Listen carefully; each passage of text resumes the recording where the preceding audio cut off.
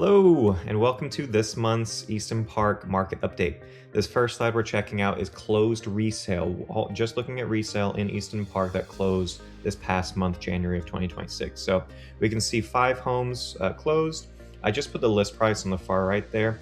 If you want the actual close price, you can reach out to me directly. Happy to share that on a one-on-one basis. I just don't want to put that out for the county appraisers to see to protect these homeowners, but you can get a gist of what the market's looking like right now. We have 8 under contract, and then 3 listings actually withdrew or expired in January. Most likely those 3 will come back in the spring. Looking at the past 90 days in the bottom here for resale homes that closed, we had 17 closed. 208.65 was the average price per square foot. That's actually a little low. And so I wanted to start doing this with these videos. I've done these videos long enough to where I can look back a year ago and actually give you real numbers from what was Easton Park selling for a year ago compared to now. So a year ago when I did this video for January of 2025, it was $234.75 per square foot. And so now 208, quite a big drop. Now there are many ways that can be adjusted. That has nothing to do with the market. For instance, larger homes price per square foot is just naturally going to be lower. So that is something to consider. Maybe these homes on average were a little bit bigger than the homes that sold a year ago, but still, that's a pretty big jump. Median days on market, 76 for the homes that close, and close price to list price ratio, we're looking at about 8.5% under to 3.7% over. This is really good to know if you are considering selling your home. Just have that, speak with a realtor and make sure you have that conversation of, okay, we want to move out by this date. So that means we need an offer no later than a month before that. And looking at the median days on market, we need to plan for 2.5 months before that. So just make sure you're understanding this and not waiting too late if you do have a deadline that you need to move by. This is really, really important information. Last thing I'll say is a year ago, we had 7 resale homes close in Easton Park. This year, a little lower at 5, but we have 8 under contract, and vast majority of those are going to close in February. Last year, we only had 1 under contract going into February. So even though the price per square foot is lower than a year ago, we're seeing far more homes under contract to close than a year ago. So definitely more buyer activity in the resale market than we had 1 year ago. Next, we're looking at the Easton Park rental report. So looking at the top right here, you see we have 19 rentals available. Compare that to 21 a month ago. So not much change there. 8 currently under contract, and 9 properties closed in January. Compare that to 7 in December. Median days on market for the 9 properties that did close in January was 40 days on market. So if you're considering renting out your property, be aware of that number, about 40 days from putting it up to actually accepting an offer. Now the graph here is showing the past 90 days, and I have each row separated by square footage. This is to help 2 types of people. First, homeowners, right, in the neighborhood who are considering renting out their property. You can get a gist of how much your property would rent out for based on the size of it. Secondly, anyone who's watching this who's thinking of renting, moving into Easton Park, you can get a sense of how much it costs to rent in the neighborhood currently. The thing I always say at the end of this part is reach out to Good Neighbor Property Management. Drew Coley is the owner of that company. He lives in Easton Park. It's an Easton Park company. They do work all over the Central Texas area. I've used Good Neighbor for my own personal investment property. They did a great job. They're not paying me anything, right? I'm not getting any kickback from this. I'm just wanting people in the neighborhood to know a neighbor is doing a really good job with this. So if you're considering renting out property, definitely reach out to Good Neighbor. They did a great job with me. I'm sure they'll do a great job with you. The last thing I'll say for this slide, again, looking at a year ago, the main thing is that rent has gone up. Okay, which is to be expected. So median rent, if you're looking at the bottom right, that's $2,800. A year ago, the median rent in the neighborhood was $2,650. Okay, as far as the under contract properties closed, that was about the same. There are more properties available right now than there were a year ago. 1 year ago, we had 13 rental properties available. Now we have 19. So more homeowners coming in, more landlords. And then I don't think this includes the apartment complexes. So this is truly just homes in Easton Park that are renting single family and condos. But yeah, we are up $150 a month in rent median rent compared to 1 year ago. Now, this next slide is new construction inventory. So what the builders have for sale right now. Now, I will say a week ago, I put a video out that's much more in detail. It's doing quick walk tours through every single builder. It's me on camera in the corner, just talking about my thoughts on each builder, the pros and cons. So if you are thinking, or you know someone who's thinking of buying in Easton Park and they want to know more about the builders, check that video out. Again, I posted a week ago, and that's going to be much more informational than just this one slide, okay? But this gives you a decent idea of kind of where the prices are. Now, I'm not going to go in detail with this one. I'm going to say a couple things. So bottom right, we're seeing 100 available inventory. Now, a year ago, there was 75 available inventory. The reason there's so much more isn't because the market slowed down. It's for two reasons. The first reason is we have two new builders, right? A year ago, Highland wasn't here. David Weekley was barely in here. So we have two new builders that's going to offer more inventory than a year ago. The second reason, though, is just where we are in the phase of building out Easton Park.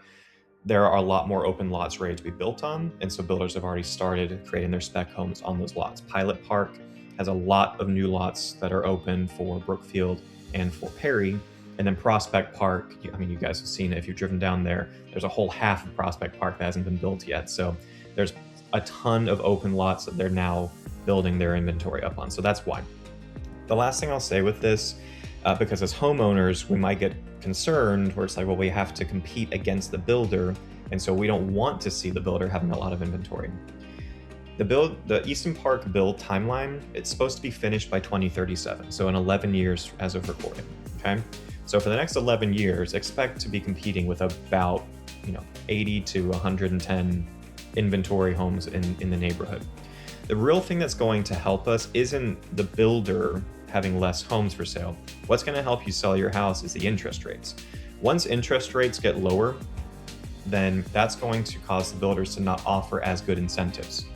And then it's a little bit more of an even playing field when it comes to a buyer looking at resale versus new construction. One piece of advice I will say though, and this is just a rule of thumb, this is not gospel, please just take it as just a general rule of thumb. Buyers typically feel comfortable buying a resale home in a new build neighborhood if it's roughly 10% lower than the list price of the new build. Meaning, say you're in a Taylor Morrison home that you're trying to sell, okay? The builder's selling that floor plan for $600,000.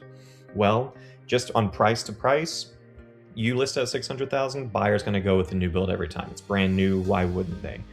So if you drop it 10%, that's about $60,000. Now we're at $540,000. Well, now the buyer feels they're getting a great deal, and so they're willing to go with the resale if it's roughly, again, rule of thumb, 10% lower. This isn't considering upgrades. If you've done a pool, if your lot placement is gorgeous, no rear neighbor, right? All those things that do go into creating value for the property. But just be aware that if you see a new construction, don't think that's what my home is worth. It's not in the eyes of a buyer. It needs to be priced lower. And then we think about the upgrades, the features that maybe your home has that the builder doesn't. And finally, we are looking at what's available right now and comparing the resale versus the new build. So first off, looking at the bottom right, just looking at resale, we have 11 single family homes available. Compare that to 13 homes available 1 month ago, and compare that to the exact same amount a year ago, 11 single family homes. 1 detached condo available. We didn't have any a month ago. We did have 6 available last year, so a lot of those were selling last year. Price range $299,000 up to $825,000. Average price per square foot is $225. Compare that to $219 a month ago. A year ago, average price per square foot was $237.9. So it was much higher a year ago. It's interesting with the average, and again, these are just list prices. These are asking prices. So take this for what it's worth. These are what people and builders are saying their property is worth, but until someone actually puts an offer in and purchases it, these may be wildly off, right? This is just what's being asked in the market and hoping for a response from a buyer. It's interesting though that the average price per square foot was a little bit higher a year ago, because I looked through this graph. The graph on the left is the white column is resale, the dark blue column is new build inventory, and it's just comparing price per square foot based on the square foot range. A year ago, this was kind of all over the place. Some of these were a little higher, some of them were a little lower, and then some of them were the exact same. So I don't think there's enough information on here to really show a clear direction with listing prices. I think in general, closed prices, closed home sales, the price per square foot's lower than a year ago. But I also think there's more homes selling, and definitely is going to be more homes selling, period, 2026 compared to 2025. So more action in the market, lower days on market, but it may be at a lower price potentially than a year ago, if you could even sell it a year ago. As far as this graph, honestly, nothing stands out in this graph. This is exactly what I would expect to see. I will say the first one, it doesn't include the Brookfield condos because there's about 17 or so of those. So for whatever reason, they don't put that in the multiple listing service. That's where I get this data. So I don't really look at the 1,100, 1,700 square foot, but everything else is exactly what you expect to see. You expect to see the resale lower than the new build, right? New build's just going to charge a premium. And then you should also expect to see it come down as we get into larger homes. The larger the home, the lower price per square foot. So yeah, this graph is exactly what I would expect to see. And that's it. So I hope you found this video helpful. If you're unaware of who I am, I'm a realtor living in Easton Park. I bought my first house here back in 2021. My wife and I now live in Pilot Park. Very knowledgeable of this neighborhood, and I've been a realtor since 2020. Before that, I was a teacher. I was a band director at middle school and high school level. I actually taught at Aikens High School for 6 years before I left teaching to become a realtor. So definitely educator background, educator view on how to help people. Never want to be a salesman, be salesy. I see myself more as an advisor, helping people with really important life decisions when it comes to real estate. So if you are considering buying or selling in the Easton Park neighborhood, you can always give me a call, shoot me a text, send me an email, or schedule a Zoom call. Love to get to know you, get to know exactly what is important to you and your family, your goals, and help you negotiate a great deal on a great home in our awesome neighborhood. Until next time, I hope to see you guys around town.